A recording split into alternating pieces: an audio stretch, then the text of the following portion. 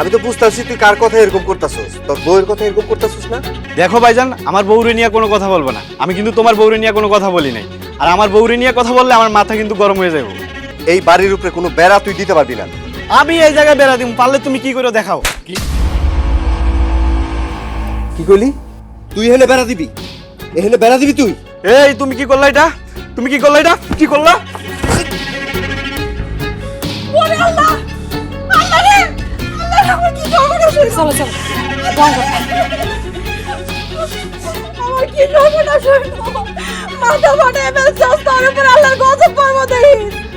তোর বাপের যেমন ভাইয়ের মাথা ফাটাইছস তুই, আল্লাহ সইলে সইব না।